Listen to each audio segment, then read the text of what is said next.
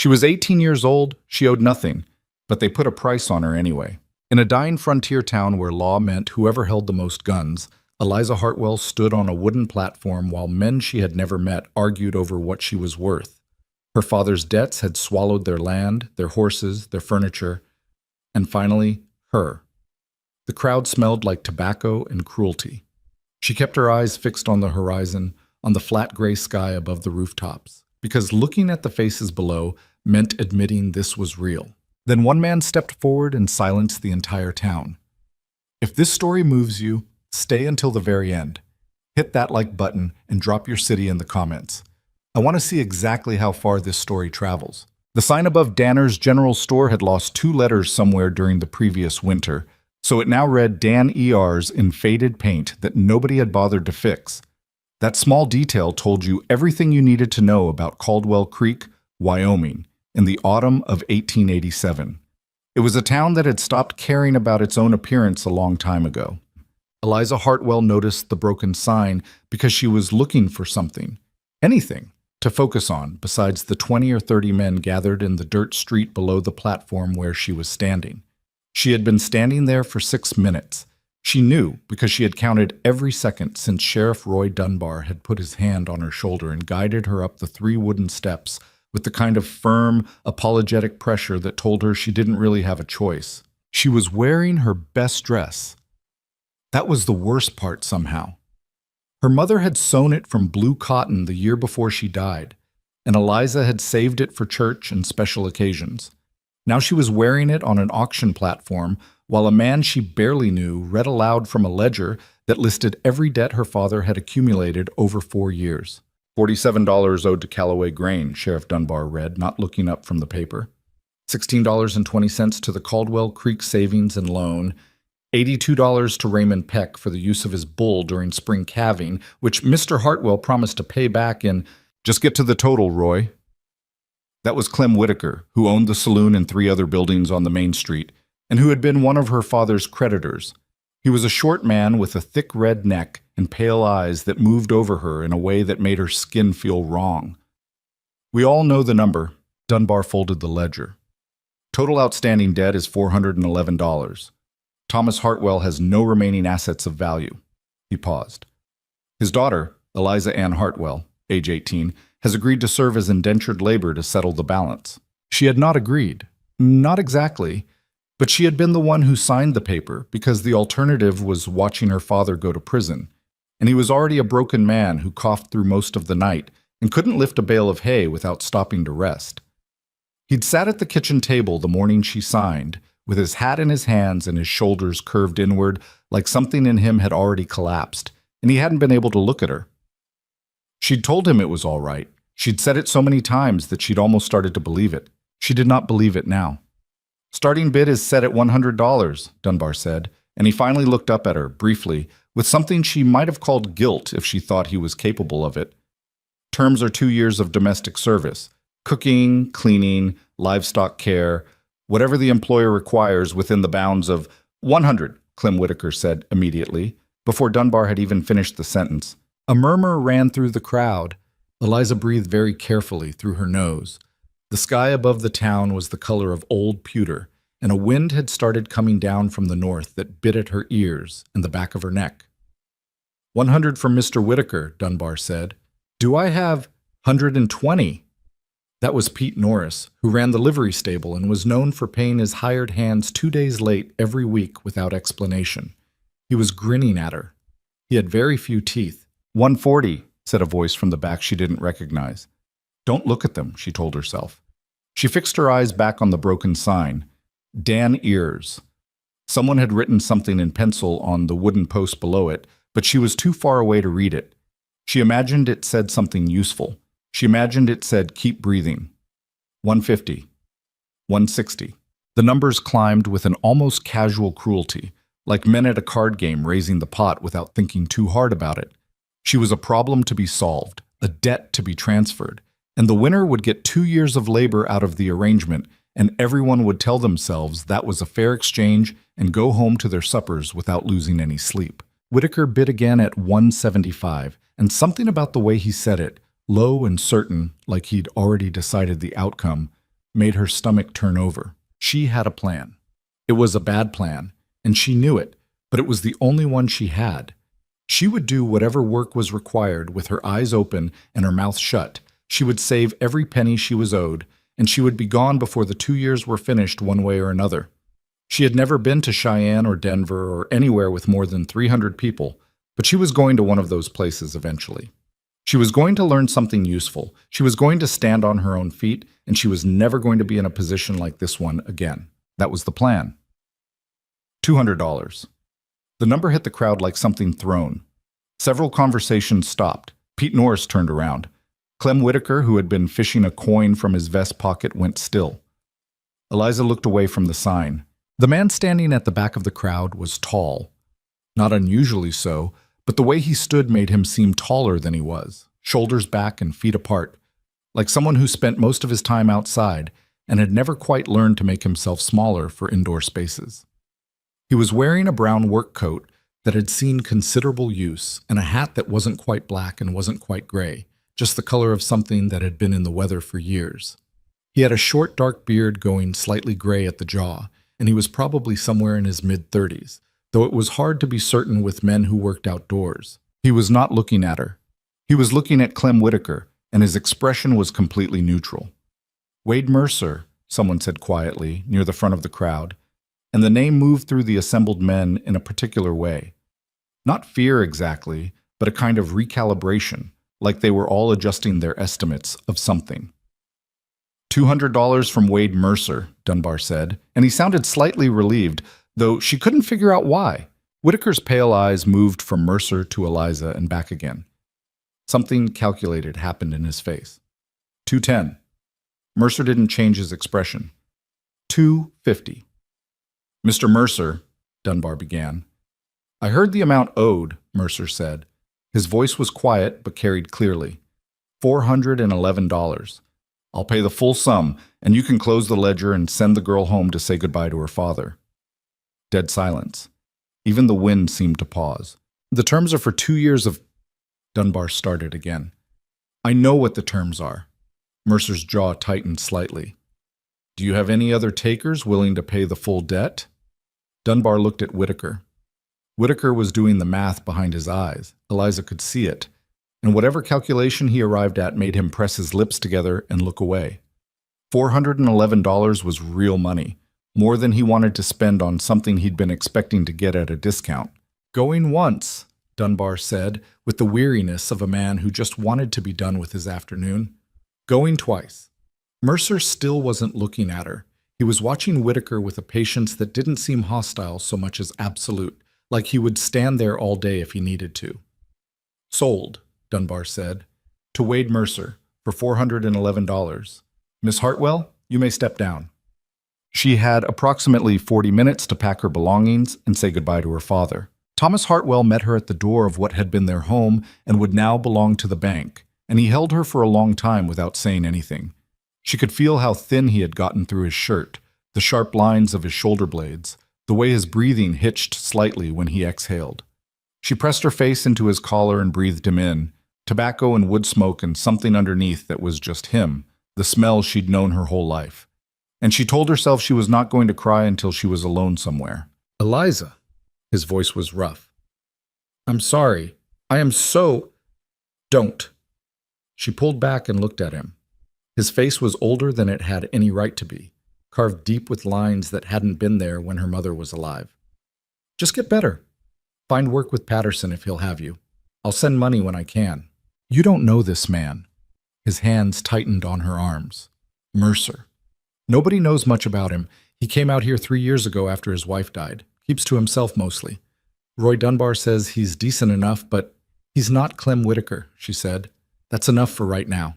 Her father didn't look convinced, but he helped her carry her 2 bags to the front of the house. And when Mercer's wagon appeared at the end of the street, a solid, well-kept freight wagon pulled by 2 dark horses that looked like they were genuinely fed and cared for, Thomas Hartwell stood very straight and watched it come. Mercer climbed down from the wagon bench without hurry and walked to where they were standing. Up close, he was more weathered than he'd looked from across the street, with fine lines at the corners of his eyes and the look of a man who didn't waste much time or movement. Mr. Hartwell, he said, and offered his hand. Her father shook it. Your daughter will be treated fairly. She'll have her own room, fair wages above what the debt requires, and she can write to you whenever she likes. Her father studied him for a moment with the eyes of a man who had trusted the wrong people too many times. You bought her like a piece of furniture, he said quietly. I want to know why. Something moved across Mercer's face. Not offense, exactly. More like recognition. Because I have 2 children and no help, and I needed to solve a problem before winter, he said, and because I didn't like the alternative. He didn't elaborate on which alternative he meant, but from the slight shift in her father's expression, she thought he understood well enough. He loaded her bags into the back of the wagon himself and waited while she and her father said their goodbyes. He didn't pretend not to be watching. It wasn't that kind of politeness. But he kept his distance and kept his face toward the street. She climbed up onto the wagon bench without help and sat with her back very straight and her hands folded in her lap and watched the town of Caldwell Creek recede behind them as the horses moved into their working stride. Neither of them spoke for almost a mile. Then Mercer said, without looking at her, You can ask whatever you're thinking. Eliza looked at the road ahead. It was a long road, stretching west through grassland that had gone the color of dry straw in the autumn air. Why did you really do it? I told you I need help. You could have hired someone. I tried 3 times in the last year. He was quiet for a moment. None of them stayed. Why? Another pause, longer this time. My children, he said finally, and his voice had changed slightly. Something underneath the flatness now, something that might have been fatigue or something older than fatigue. They're 6 years old, twins. They've been through a lot and they're not easy to be around right now. How not easy? The corner of his mouth pulled in a way she couldn't quite read. The last woman I hired quit after 9 days. She left a note that said they were agents of the devil. The one before that didn't even leave a note, just her apron on the porch railing. Eliza was quiet for a moment. And you thought buying someone at an auction would solve that problem. I thought someone who couldn't afford to quit might be more patient. She turned to look at him directly, which she hadn't done yet. He felt the look and returned it briefly before his eyes went back to the road. His were dark brown, she noticed, and tired. That's a very cold thing to say to someone, she said. Yes, he agreed. It is. I'm not going to be patient with children because I have no choice.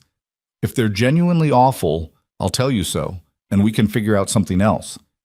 He looked at her again, longer this time. All right, he said. And I'll need to know what I'm walking into. What happened to their mother? His jaw tightened. Fever. 2 winters ago. I'm sorry. So am I. They drove in silence for a while. The wind came across the grassland in long, cold sweeps, bending the dry stalks in waves, and the sky had deepened to the color of iron. She was cold. Her coat was thin, and the wagon bench offered no shelter. But she wasn't going to say so. After a while, Mercer reached behind him without comment and produced a heavy wool blanket from behind the bench, which he handed to her without looking away from the road. She took it and wrapped it around her shoulders and said nothing. Mercer Ranch appeared after nearly 2 hours of driving, rising out of the flat grassland in a way that was less impressive than it was solid, like something built by a person who cared more about whether it would last through winter than whether it would look good in good weather. The main house was 2 stories of dark timber, wide-porched, with a stone chimney at each end. Behind it were a barn large enough to hold serious livestock, 2 outbuildings, a fenced corral where 3 horses stood in the fading afternoon light, and stretching away in every direction, cattle. More cattle than she'd expected. How many head? She asked. He glanced at her. About 800. That's not a small operation. No. So why is it struggling? He was quiet for long enough that she thought he wasn't going to answer. Then he said, because running 800 head of cattle and raising 2 grieving 6-year-olds alone is about 4 people's worth of work. And I've only got one of me and a couple of ranch hands who've got enough to do already. She looked at the house as the wagon rolled toward it, light in the downstairs windows, smoke from the left chimney. Are they in there now? Clara and Ethan? Bess Coulter watches them in the afternoons. She'll be leaving when we get there. He hesitated. I should warn you that they know you're coming." "What did you tell them?" "I told them I'd hired someone to help around the house." "What did they say?" The corner of his mouth did that thing again, that unreadable pull. "Ethan said he'd been nice to the last one and it hadn't worked, so he wasn't going to bother this time." Clara didn't say anything. "Which one is more trouble?" "Clara," he said immediately. Without question. Bess Coulter was a broad, practical woman in her 50s who met them at the door with her coat already on and her opinion of the situation written plainly on her face, which was to say she looked at Eliza with a measuring sort of sympathy that landed somewhere between good luck, girl, and you'll need it. "They've had their supper," she said to Mercer, already moving past him. "Clara spilled hers on purpose and then said it was an accident. Ethan ate fine. I put a plate aside for you in the kitchen." She paused at Eliza. "You're younger than I expected." "I get that a lot," Eliza said. Bess looked at her for another second, then nodded once. A small thing, but it felt like something passing, and went down the porch steps into the gathering dark. The house smelled like wood smoke and cooked beans and something underneath that was hard to name. Not dirt exactly, not neglect, more like the smell of a place where people were doing their best, but where certain things had been allowed to slip because there were only so many hours in a day. The entry hall was dim. A row of coat hooks held one man's coat and two small jackets. Boots were lined up below them with varying degrees of precision. The floor was swept but not scrubbed. "Clara, Ethan." Mercer's voice wasn't harsh, but it landed with weight. "Come out, please." Silence. Then the sound of small feet on floorboards, and two children appeared in the doorway to the left. Eliza's first thought was that they were beautiful, in the specific, almost painful way of children who look like one parent and another parent combined into something neither could have been alone. Dark hair, their father's, and something in the bone structure of their faces that must have come from their mother, a fineness that sat oddly on their 6-year-old faces. They were wearing matching gray clothes that had clearly been mended more than once. Ethan was looking at the floor. Clara was looking directly at Eliza. Her eyes were dark and entirely unimpressed. "This is Miss Hartwell," Mercer said. "She's going to be helping out for a while." "Like the others," Clara said. Not a question. "Her name is Eliza," Mercer said. "You'll address her respectfully." Clara's eyes moved from Eliza to her father with a deliberateness that was almost adult. The others had names too. Ethan still hadn't looked up. Eliza crouched down, which put her below eye level, which was not comfortable in her dress, but seemed important. Clara blinked. She hadn't expected that. "Your father's right. My name is Eliza," she said. "And you're right that the others had names too. I'm not planning to be like them, but you have no reason to believe that yet, so that's fine." She looked at Ethan's bent head. "You don't have to look at me if you don't want to." A long pause. Then Ethan looked up. His eyes were exactly his sister's eyes. Same dark color, same shape. But where hers were challenging, his were wary. Careful. "Mrs. Adler said we were too much work," he said. "That's what she told Papa." "I heard you drove the last one out in 9 days," Eliza said. "That's actually impressive for a 6-year-old. Something flickered in Clara's expression. Not quite a smile, but something. "We didn't drive anyone out," she said, with the specific dignity of a child making a fine distinction. "They chose to leave." "Fair point," Eliza said, and stood up. Bam. Mercer showed her to a room at the end of the upstairs hallway. Small, with a window that faced east, a narrow bed with 2 quilts folded at the foot, a chest of drawers, and a single hook on the wall. It was clean. More than clean, she realized, when she looked at the chest of drawers and found that someone had dusted it recently, carefully, including the corners. He'd prepared it before he came to town, before he knew what she would be like. She didn't know what to do with that, so she set it aside. "Outhouse is behind the barn," he said from the doorway. "I'll have one of the hands bring water up in the morning for the basin. Kitchen starts at 5:30. I need breakfast before the hands arrive at 6. The children eat at 7, and Clara has—" He stopped. "Clara sometimes won't eat what's put in front of her. She's not being difficult. She just has particular things she will and won't eat?" Eliza asked. "Something like that." "What is she like?" He looked slightly surprised by the question. "Eggs. Most things with eggs, not beans, not any kind of stew with carrots. She eats bread if it's fresh, he paused. I don't know why I know all that. Because you pay attention to her, Eliza said. That's why. Something moved across his face that she didn't have a word for.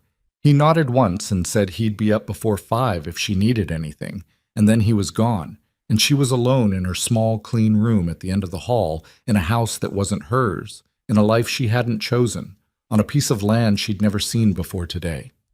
She sat on the edge of the bed and pressed the heels of her hands against her eyes and breathed. The bed was firm, the quilts were thick, the window glass was cold but solid, no drafts from the frame. Whoever had built this house had known what they were doing. She was not in Caldwell Creek. She was not on that platform. She was not within reach of Clem Whitaker's pale, calculating eyes. That was something. It wasn't everything, but it was something she could work with. She was up at 5:15, which was before Mercer, which she'd done on purpose. The kitchen was large by frontier standards. Big cast iron range along the east wall, a table that could seat 8 good copper pots hanging from a rack above the work surface. Whoever had stocked it had done so practically, without waste. She found flour, salt, lard, dried beans, cured meat, a crock of something she discovered was apple butter, and a basket with 6 eggs. She made biscuits. It was the first thing she knew how to do well enough that she didn't have to think about it, and not thinking about things was valuable at 5 in the morning in a stranger's kitchen. Mercer appeared at 5:40, stopped in the kitchen doorway, and looked at the biscuits cooling on the rack with an expression she couldn't interpret. You didn't have to do that, he said. I know. He poured coffee from the pot she'd put on and sat at the table and drank it. He wasn't a man who needed to fill silence, she was discovering. Most people, she'd found, were uncomfortable with quiet and would talk to fill it. He seemed to regard silence as simply another weather condition, something to move through without particular agitation. She put a plate of biscuits on the table and sat across from him with her own coffee and waited. After a while, he said, The hands won't say anything about where you came from. I'll make sure of that. She looked at her coffee cup. And in town?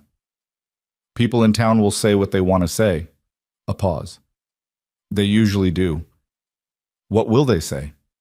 He was quiet for a moment. Probably that I've got another one who won't last. She nodded slowly. And what do you think? He looked at her across the table. In the gray morning light coming through the east window, his face was plainer, more tired, more human. He looked like a man who had not slept well in a long time. I think, he said carefully, that you're someone who's had a bad run of trouble through no fault of your own, and that you're tougher than you look, and that I don't know yet whether that's enough. He picked up a biscuit, turned it in his hands. I think I've been wrong about people before. So have I, she said. He broke the biscuit open. Steam rose. He looked at it for a moment, then at her. These are good, he said, which she understood was not really about the biscuits. The first week was not easy. Clara was not openly hostile, which was somehow worse. She was watchful in the way of a child who has been disappointed too many times to waste energy on direct attack and has instead developed a more refined strategy of waiting for the inevitable failure. She followed Eliza with her eyes. She observed. She pointed out, with devastating factual accuracy, each of the 3 instances in the first 3 days when Eliza did something differently than it had been done before. Mrs. Fowler strained the milk before she put it in the pitcher, she announced, from her position at the kitchen table, watching Eliza's hands.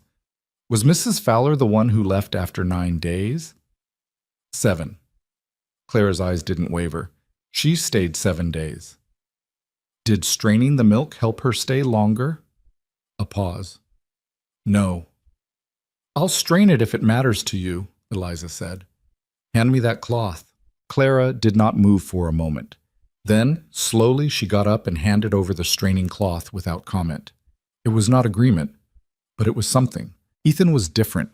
He was quieter than his sister, more inward, and he had developed a strategy of simply disappearing, not running, not hiding, just becoming somehow invisible, folding himself into corners and small spaces and watching from there. On the second day, Eliza found him in the barn, sitting in the hay with his knees pulled up, doing nothing, just being very still. She sat down nearby and was also still for a while. You don't have to come find me, he said eventually. I'm not finding you, she said. I just came out to check on the chickens. He looked at her. The barn cats had discovered her and wound around her legs with their usual indiscriminate enthusiasm. Mrs. Adler used to say she liked children, he said. She said it the first day she came. I haven't said that. No. A pause. One of the cats jumped into her lap without invitation, which was the way of barn cats. She scratched it under the chin. My mother used to sit in the barn, Ethan said, when things were hard. She didn't say anything to that. It didn't seem like something that needed a response. She just sat with him in the hay while the cats moved around them and the light came through the boards in long, dusty lines. And after a while he uncurled a little, and they sat together in the quiet. And that seemed to be enough for the moment. By the end of the first week, she had established certain understandings that were not rules so much as facts about how things were going to work. Clara was responsible for collecting eggs in the morning. Not as punishment, not as assigned chore, but because Eliza had noticed that Clara had a particular relationship with the chickens that was somewhere between private and proud. She knew each bird by some characteristic she'd assigned it.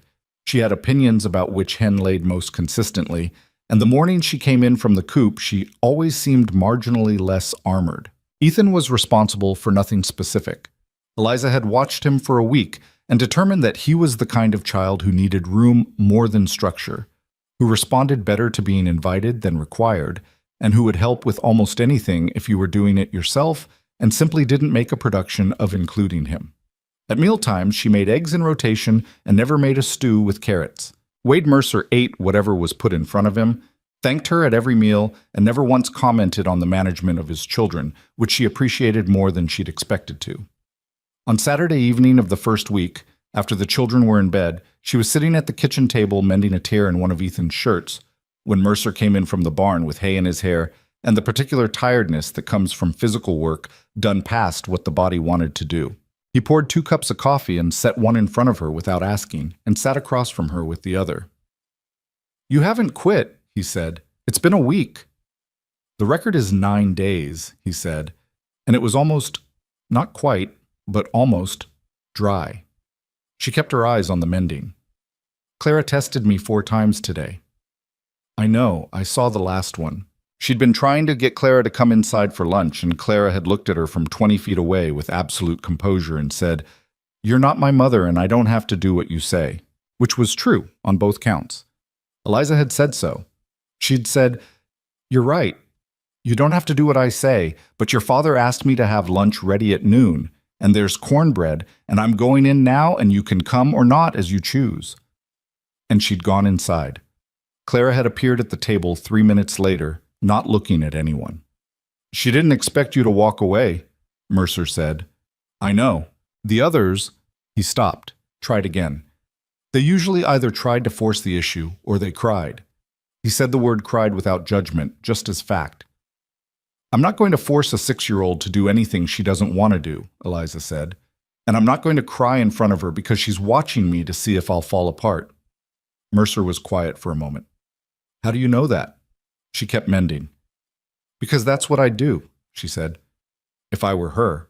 He looked at her across the table. She could feel the look without seeing it, a particular quality of attention. You're not what I expected, he said. You said you'd been wrong about people before. I said I didn't know yet. She bit off the thread and held up the shirt, checking the seam. And now? He was quiet long enough that she looked up. His face in the lamplight was hard to read. It was usually hard to read, but there was something in his eyes that wasn't tiredness for once. I think I might have gotten lucky, he said. For once. She folded the shirt. Outside the wind was starting. The cold, persistent wind that came down from the north as autumn deepened, the kind that found every gap and draft in the walls and reminded you that winter was not a suggestion. She could hear the horses shifting in the barn. I need you to understand something, she said. I'm not going to be a servant who disappears into the background and smiles and causes no trouble. I know. I'm going to tell you when I think something isn't working, and I'm going to tell you when I think something is working, and I'm going to tell you if your children need something that I don't know how to give them. I'd want you to, he said. Good. She set the mended shirt on top of the pile. Then we understand each other. She picked up her coffee cup, and they sat for a while in the yellow lamplight, while the wind moved around the corners of the house And outside, Mercer Ranch settled into the deep quiet of a frontier night. And inside, something that wasn't quite trust but was moving in that direction took its first small root. 3 weeks into her time at the ranch, on a Tuesday afternoon with a sky the color of old pewter and the first real threat of snow in the air, Eliza found Clara sitting on the top step of the porch with her arms around her knees, staring at the gray horizon.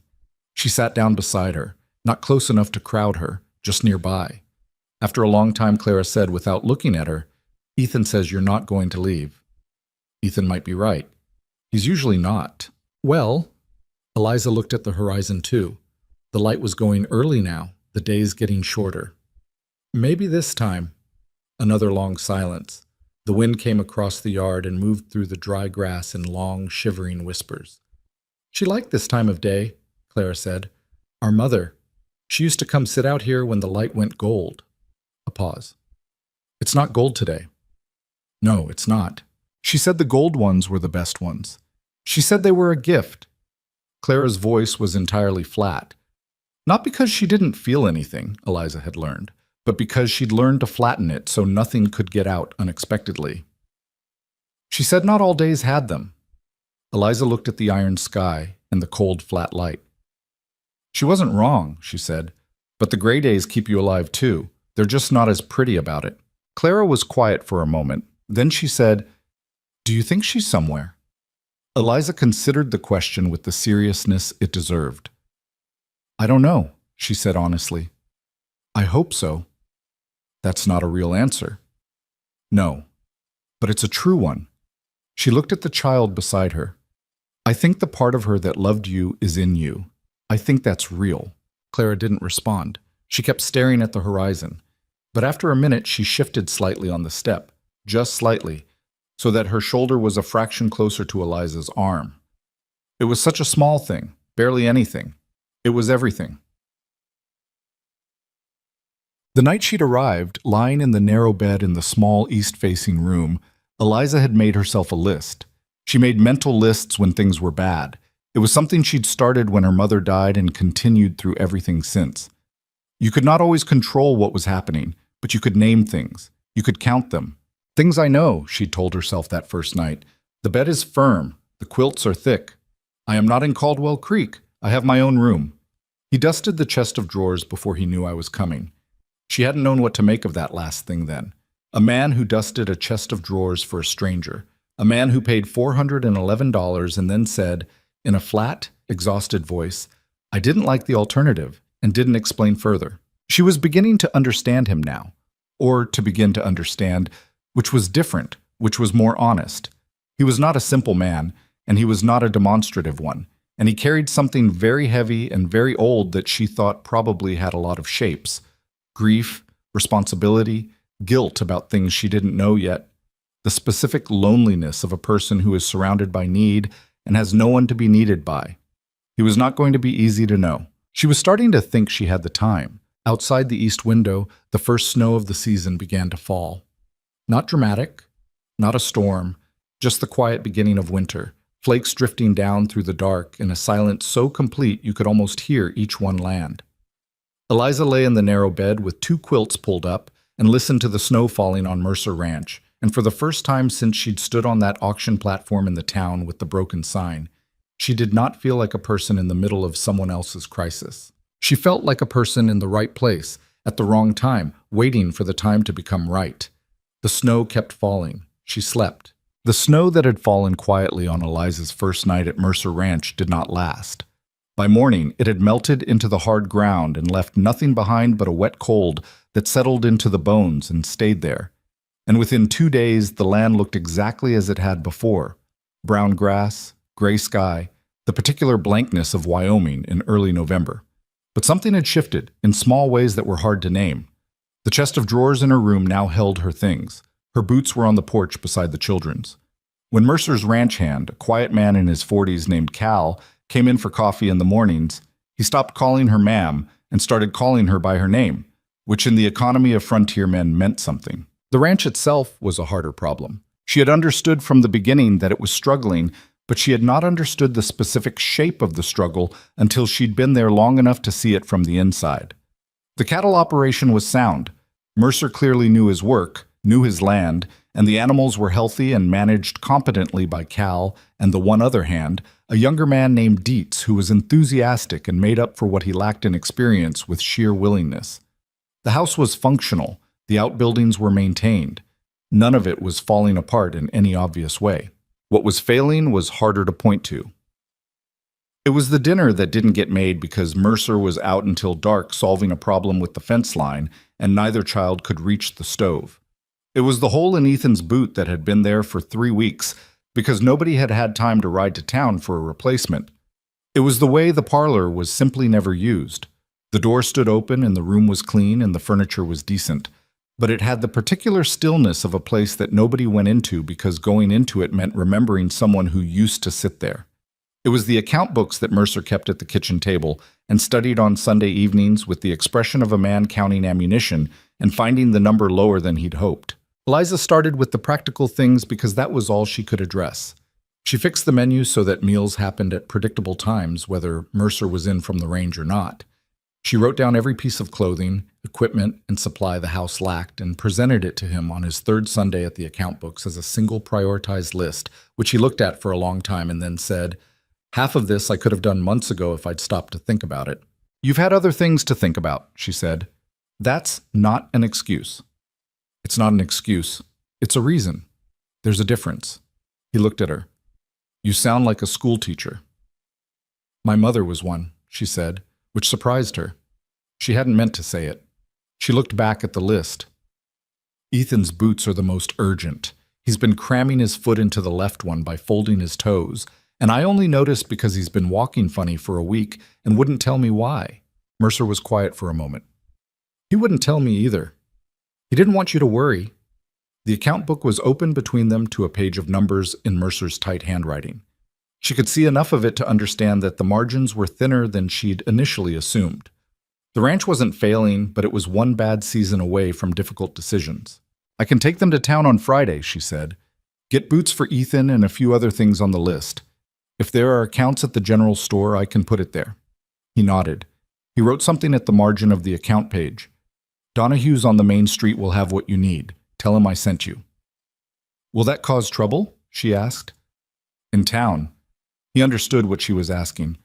"Probably," he said. "People will talk." "Let them," she said, which was easier to say on a Sunday night at the kitchen table than it would be on a Friday morning in the middle of Caldwell Creek's main street. But she meant it. She did not sleep particularly well that night. The children's situation had improved in the way that real improvements happen, slowly, unevenly, with reversals.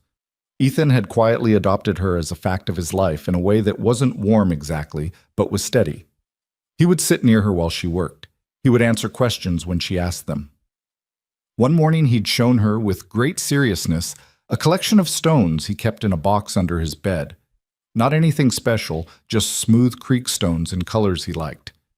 And she had sat on the floor of his room and looked at each one and asked what he called them, because they all had names, and he'd told her in a voice that was carefully monitoring itself for signs that she was going to think this was stupid. She hadn't thought it was stupid. She'd told him the dark red one looked like the color the sky went sometimes just before a storm, and he'd stared at her and said, "That's exactly what I thought," in a tone of profound relief. And from that point forward, he'd told her things. Clara was not Ethan. Clara was 6, going on 40, and she held her positions like a general who had studied the terrain. She had thawed to Eliza slowly and incompletely, and some mornings she appeared to have refrozen overnight for reasons that weren't obvious, and Eliza was learning not to take this personally, which was easier on some days than others. The morning of the Friday trip to town, Clara came downstairs dressed, but with her hair not braided, which she normally did herself. She refused help with it, had refused since the autumn after her mother died, according to Mercer, who told Eliza this in the flat voice he used for facts that cost him something to say. But that morning Clara appeared at the kitchen table with her hair loose and dark around her face and sat down and poured herself milk and said nothing. And Eliza brought the braid comb without comment and stood behind her and began working through the tangles with her fingers first, gently, from the ends upward, the way her own mother had done. And Clara sat very still with her hands around her milk cup and let her do it. She didn't say thank you, but she also didn't say stop. They rode to town in the wagon, which Eliza drove herself because she'd learned the horses in her second week, and because Mercer was out with Cal dealing with a section of fence that had come down in the night. The sky was low and white, and the air had teeth in it. Ethan sat between her and Clara on the bench and pointed out a hawk circling over the grass to the east, and Clara said she'd seen it first, which was probably true. And they argued about it in the comfortable, specific way of children who have been arguing since before they could fully form sentences. Caldwell Creek looked smaller than she remembered, which surprised her. It had felt enormous on the platform, vast and cold and full of faces. Now it was just a main street with a dozen storefronts and frozen mud ruts in the road and a few horses at the hitching posts outside the saloon. The saloon was Whitaker's.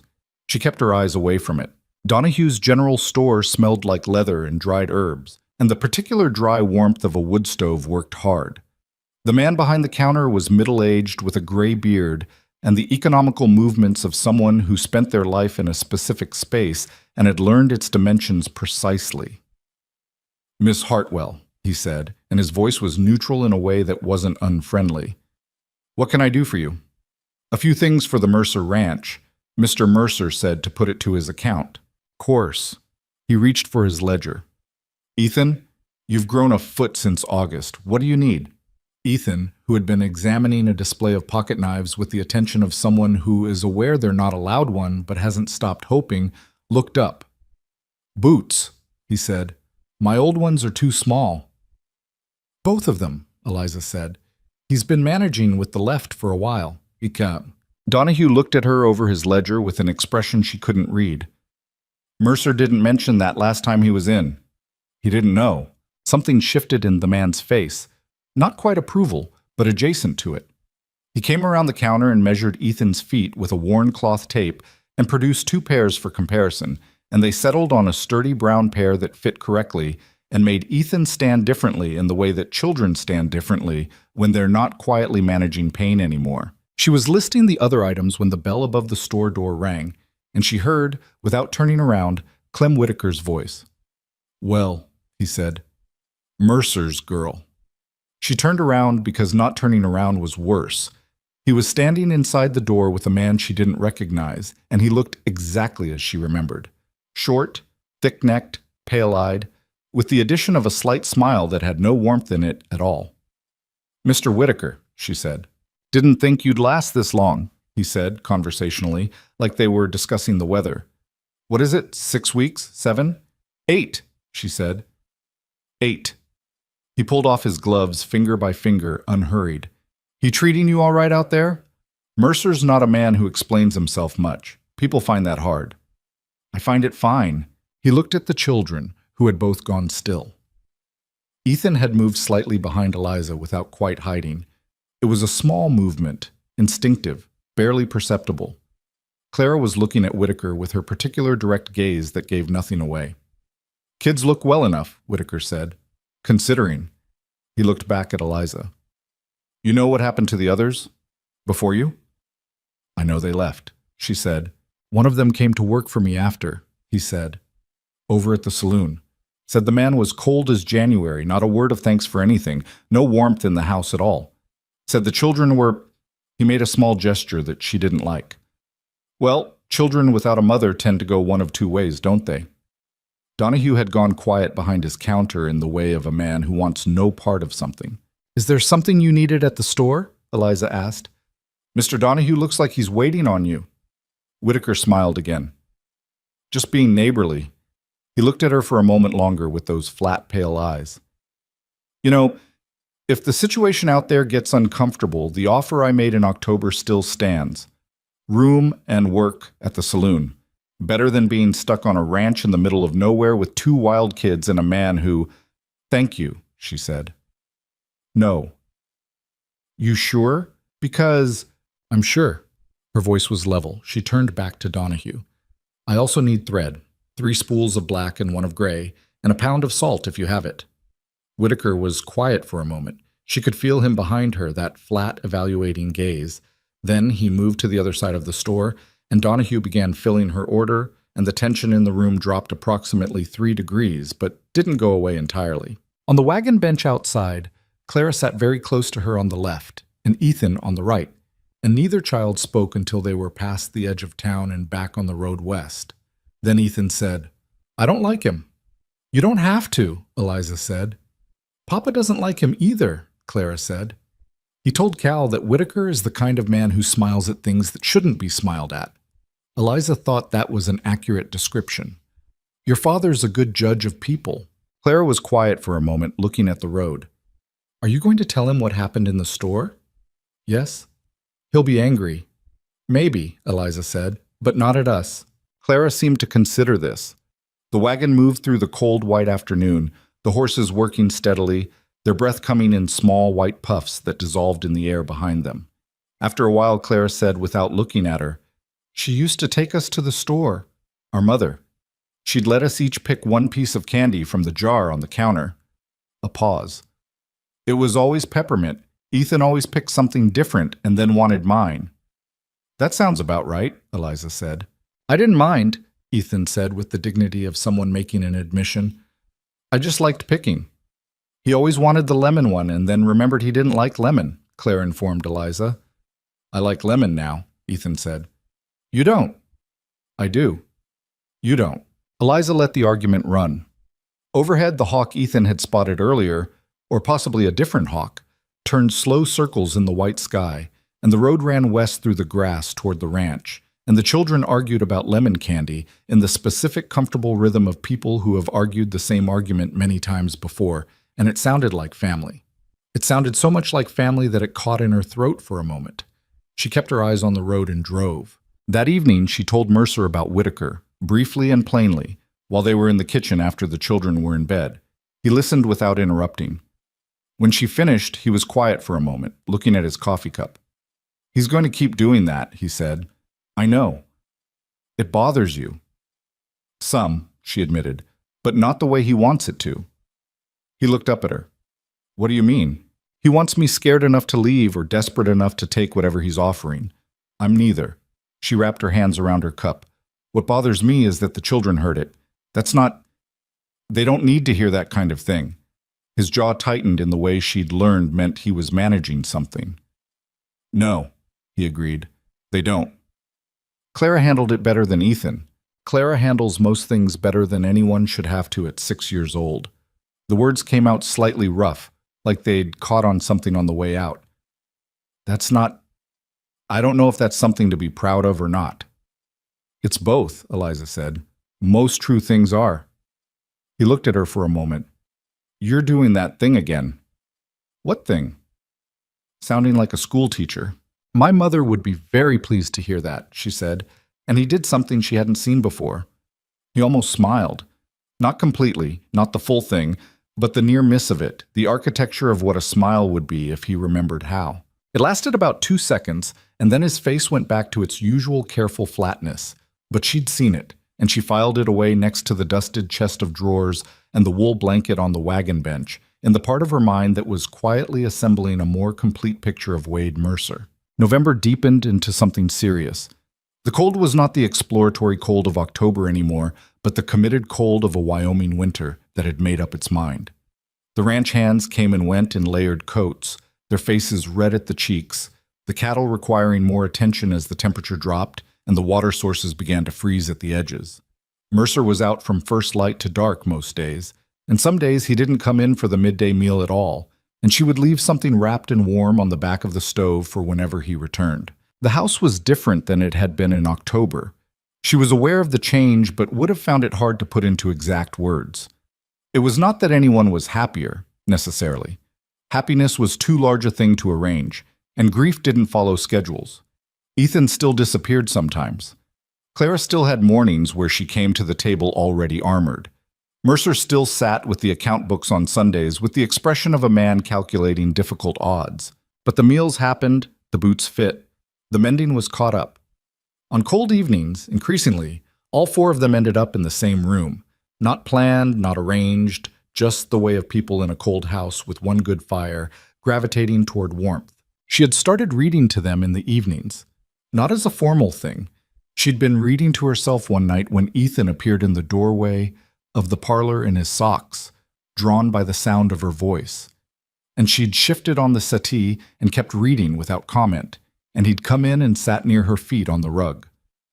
The next evening, Clara appeared as well, positioned at the far end of the settee with 2 feet of deliberate space between them. But there.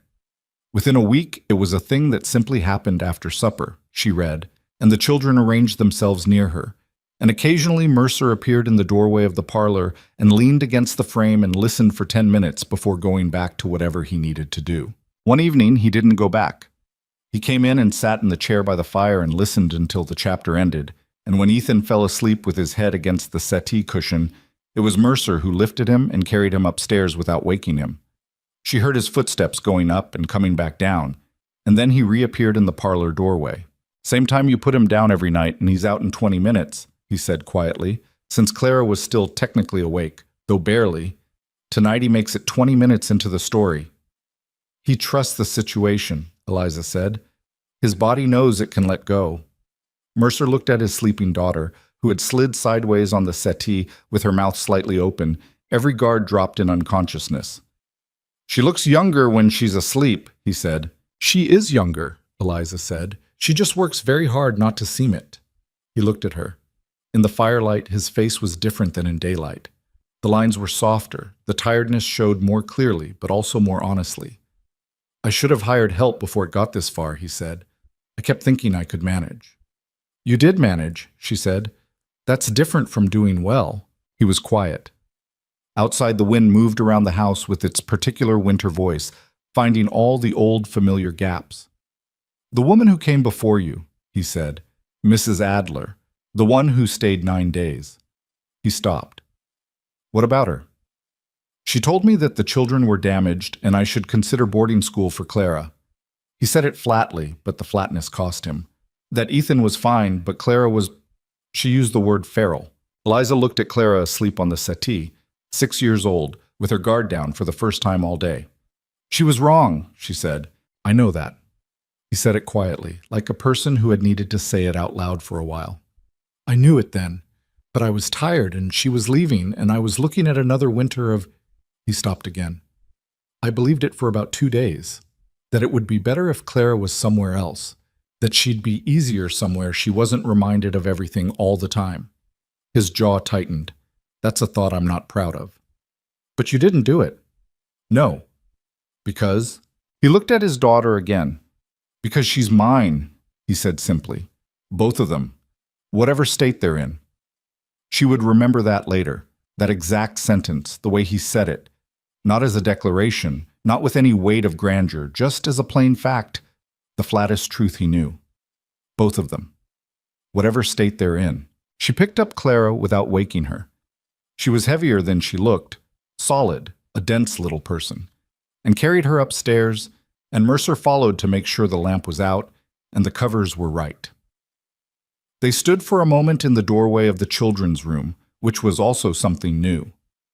They had settled into a habit of these brief shared pauses at the end of the evening, not talking, just occupying the same quiet space, checking that things were as they should be before separating for the night.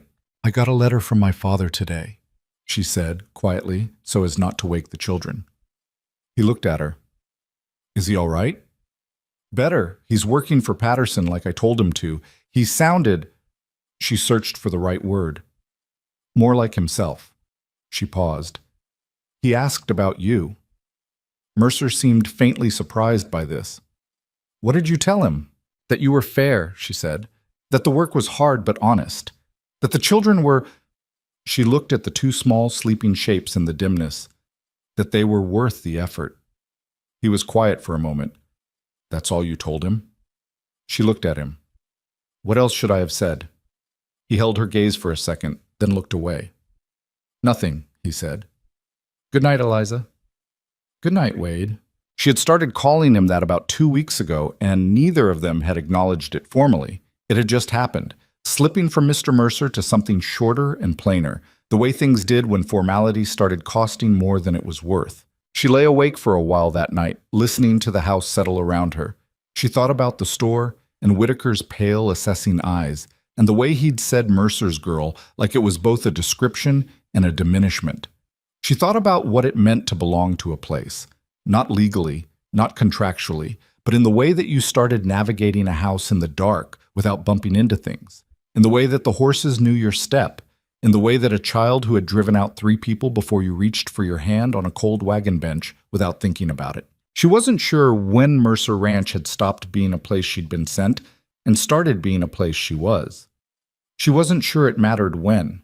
Outside, the wind kept its conversation with the walls, and somewhere across the dark yard, one of the horses made a sound in the barn, and the fire settled in the downstairs hearth, and the house breathed around her like a living thing. And Eliza Hartwell, 18 years old, who had stood on a platform in a dying town and been sold like a debt, lay in her narrow bed at the end of the hall, and for the first time in longer than she could clearly remember, felt something that was not quite safe, because nothing on the frontier was ever quite safe, but was close enough to it that she could close her eyes without holding them shut. It started with Ethan. She almost missed it, which was the thing that scared her most afterward, how close she came to thinking it was nothing. He'd been quiet at supper, quieter than usual even for him, and he'd only eaten half his plate, which she'd noticed but attributed to the story he'd been distracted by all afternoon, a book about horses she'd found on the parlor shelf that he'd carried around like something precious. He'd gone to bed without argument, which was not unusual, and she'd checked on both children at 9 the way she always did and found them sleeping. And she'd gone to her own room and read for 20 minutes and put out the lamp. She woke at 2 in the morning to a sound she couldn't immediately name.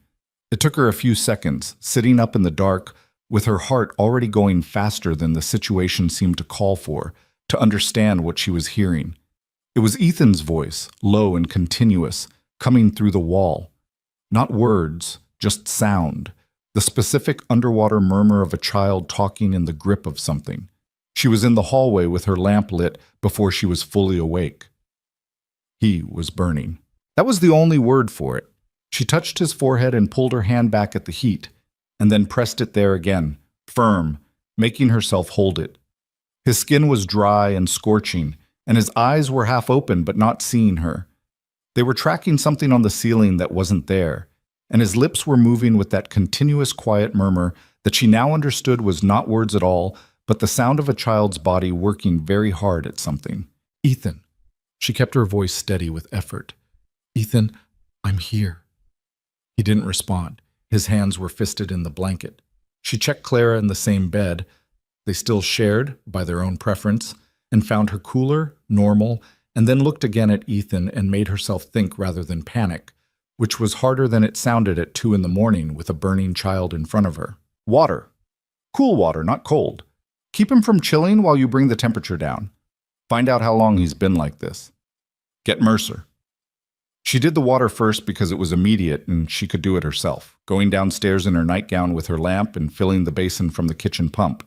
And when she came back and pressed the damp cloth to Ethan's face and neck, he flinched away and then stilled, and she kept her hand on his arm so he knew where he was. Then she went to Mercer's door at the end of the hall and knocked. He answered faster than she expected, which meant he'd been either a very light sleeper or already awake. He came to the door in his trousers and undershirt, with his hair disordered and his eyes sharp in a way that said he'd moved from sleep to full alert in the time it took to cross the room. "Ethan," she said. "Fever. Hi." His face did something complicated and went still. She watched him cross the hall in 3 steps and crouch beside the bed and press his hand to his son's face, and she watched what moved through his expression: recognition, fear, the specific fear of a person who has seen this before and knows what it can mean. And then she watched him put it somewhere and close over it. "How long?" he said. "I don't know. He was fine at 9. "Clara?" "Normal temperature. I checked." He looked at Ethan for a moment, at the dry flushed skin and the half-open eyes, and then he stood up. "I'll ride for Doc Hennessy in town." "In the dark?" "Horses can manage the road," he said. "I know it well enough." "Wade?" She said it quietly so as not to wake Clara.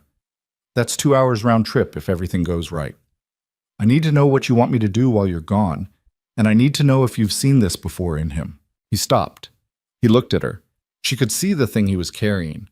Not just tonight's fear, but older fear, stacked underneath it. The specific weight of a man who had watched someone he loved go this same direction and had not been able to stop it. His mother, he said. It came out flat. It started with a fever. I know, she said. She didn't say I know. It's not the same thing. She didn't know that, and saying it would be a lie meant to comfort, and he would know it was a lie, and that would make it worse. Go get Hennessy. I'll keep the fever down as much as I can, and I'll stay with him. If Clara wakes up, I'll manage her too. He looked at her for another second. His jaw was tight, and his eyes were doing the thing they did when he was holding something at a distance by force of will alone. Don't let it go above... He stopped, swallowed. If he starts shaking, real shaking, put him on his side. I will.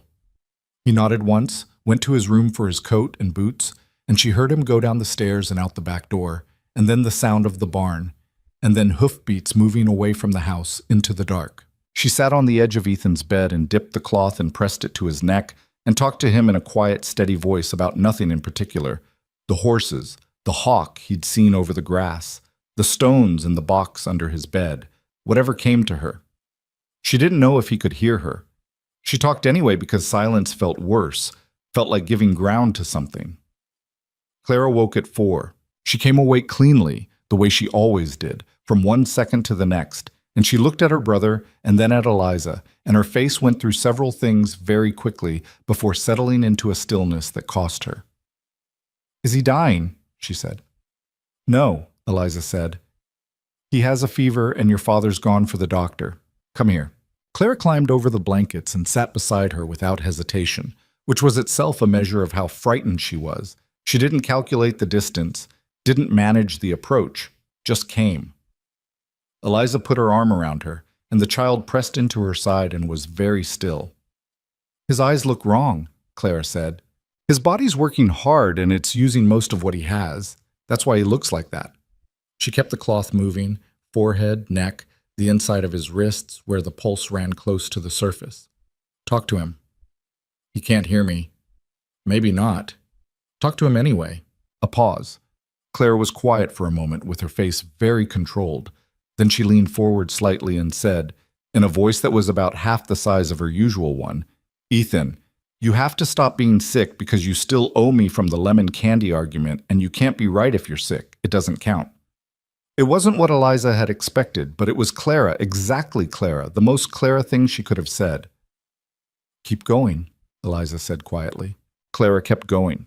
She talked about the stones, about the hawk, about the brown boots that finally fit right, about a plan she had for the summer involving the creek to the south of the ranch property that she hadn't told anyone yet. Her voice low and unsteady but continuous, and Eliza kept working, and outside the dark pressed against the window and the cold made the house tract and settle around them. Mercer came back at 5:15 with Doc Hennessy behind him, a gray-haired man in his 60s who smelled like cold air and hoarse, and who examined Ethan with the unhurried efficiency of someone who had seen the full range of what frontier illness could do and had learned not to show his hand until he was sure. He took Eliza aside in the hallway afterward while Mercer sat with the children. You did right, he said, keeping him cool, keeping him on his side when it got worse. It got worse while you were coming, she told Mercer when he appeared in the hallway doorway. Around 4:30, he started shaking. I did what you said. Something moved across Mercer's face. How bad? Bad enough. It stopped after about 10 minutes. Hennessy looked between them. Fever's started to break, he said. He's not out of it yet, but the direction's right. Whatever you did tonight, he nodded at Eliza. You did the important things, and you did them right. Keep the fluids in him when he's able. Keep him warm but not hot. I'll come back tomorrow afternoon to check on him. He looked at Mercer. He's going to be all right, Wade. It's not... He paused. It's not what happened to Anne. Different kind of thing. Mercer said nothing for a moment. Thank you, Tom, he said. Hennessy left as the light was beginning to come up, gray and cold, through the east windows. Clara had fallen back asleep in the armchair in the corner of the children's room, folded into it sideways with her cheek on her fist. And Ethan was sleeping too, differently than before. The terrible working tension was gone from him, and he was just sleeping, just a boy sleeping. Eliza stood in the doorway and felt the exhaustion hit her like something physical, all at once, the way it does when the thing you've been holding against finally releases. Mercer appeared beside her. They both looked at the room. You should sleep, he said. So should you. I'm not going to. Neither am I, she said. He looked at her. In the early gray light, he looked older than his years and younger at the same time, like the fear had stripped away whatever managed presentation he usually maintained and left something more unfinished, more actual. I sat in that room 2 winters ago, he said, with Anne. I kept thinking if I stayed awake it meant something, that it would matter. He stopped. And it didn't, she said. No. He said it without bitterness, which somehow made it harder to hear than bitterness would have been. She died anyway, 4 in the morning. The children were asleep. He paused. I've been afraid of 4 in the morning ever since. She wanted to say something useful, something that wasn't hollow. He's going to be all right, she said instead. And it was hollow too, even though it was true, because all right didn't touch what he was actually talking about. He seemed to know she knew that, because he nodded once and said nothing more. And they stood in the doorway of the children's room together, while the light grew in the east window and the house warmed slowly from the night. I don't know how you did that, he said finally. Stayed that steady. Alone with them. In the dark. I wasn't steady, she said. I was scared. You didn't act scared. There wasn't room for it, she said. That's different from not feeling it. He was quiet for a long time. The woman before you, Mrs. Adler, the 9 days one, when Ethan got a cough in her second week, she came to my door at 10 at night and told me she couldn't do this, that she hadn't signed up for illness, and that I needed to make other arrangements. He said it without expression. I don't blame her. She was a widow herself. She'd been through enough, but He stopped. But you needed someone who would stay, Eliza said. I needed someone who understood that staying is sometimes the whole job. He looked at her. You understood that before I did. She didn't have an answer for that, so she said nothing. Ethan woke at mid-morning with the fever still in him but diminished, the dangerous quality gone from it, and he looked at Eliza with eyes that were actually seeing her and said, in a voice like gravel, My head hurts. I know it does, she said. Where's Papa? Downstairs. Do you want him? In a minute. He was quiet, looking at the ceiling with the careful expression of someone taking inventory of themselves. I remember you talking, he said, last night, while it was... He didn't finish the sentence. I could hear you. Good, she said. You talked about my stones. I did. The dark red one. He swallowed. You said it was the color of the sky before a storm. I remember. He looked at her. His face was pale and the shadows under his eyes were deep, but his eyes themselves were clear. That's still exactly what I thought, he said. She pressed the back of her hand to his forehead, still warm but manageable, the difference between a fire burning hot and one burning down. Rest, she said. I'll bring you broth when you're ready. Clara appeared from the armchair where she'd been watching all of this with her arms folded and her expression carefully assembled, and she climbed onto the bed and sat beside her brother with her back against the headboard and picked up the horse book from the nightstand and opened it without saying anything. Ethan watched her for a moment, then closed his eyes. In the hallway, Eliza leaned against the wall and let herself breathe. Mercer was at the kitchen table when she came down, not at the account books, but just sitting, his hands around a coffee cup, looking at the window and the cold white morning beyond it. He looked up when she came in. Better, she said. Clara's with him. He's lucid. He closed his eyes briefly. When he opened them, they were clearer than they'd been in hours. I need to go check on the cattle, he said. Cal and Dietz will have managed the morning, but there's a section in the north pasture that needs... Go, she said. Everything is under control here. He stood up and he was already reaching for his coat when he stopped and turned back to her. And his face had the particular look of a person who wants to say something and doesn't have the exact words for it and has never been good at finding words when it matters. Eliza, he said. She waited. I should have... He stopped. Tried again. When I brought you here, it was because I needed someone. That was true. But I should have... His jaw worked. I should have told you sooner that you were doing more than I'd asked for, more than I'd expected, more than I had any right to expect from the arrangement. She looked at him steadily. The arrangement, she said. He heard the word back and something in his face shifted. That's not... I don't mean it the way it sounds. How do you mean it? He was quiet for a moment. I mean that what you've given this house is more than any arrangement could require, and I don't— He pressed his lips together. I don't know how to account for that. I'm not a man who— Talking about things like this doesn't come naturally to me. I've noticed, she said, and it was dry enough that he almost winced. I'm trying to say thank you, he said, for last night. You're welcome, she said simply. He held her gaze for one more second, then nodded and went for his coat and out through the back door, and she stood in the kitchen and heard his boots on the porch, and then across the yard toward the barn, and she poured herself coffee and sat where he'd been sitting and looked at the same cold white morning through the same window. She thought about what he'd said. More than I had any right to expect from the arrangement. It was a clumsy thing to say. It was also honest, and honesty from Wade Mercer was not a small currency. He spent it carefully, and only when he meant it, and she'd learned to take it at full value. She thought about what she'd given the house, which was how he'd put it, given this house. She'd thought of it differently as work she was doing, tasks she was completing, a debt being paid in labor rather than money. But sitting there in the morning kitchen with the house quiet above her and the smell of coffee and wood smoke around her, she knew it wasn't quite that anymore. Sometime in the past 2 months, without announcement, she had started tending this place the way you tend something that matters to you. Not out of obligation, not from the fear of having nowhere else to go.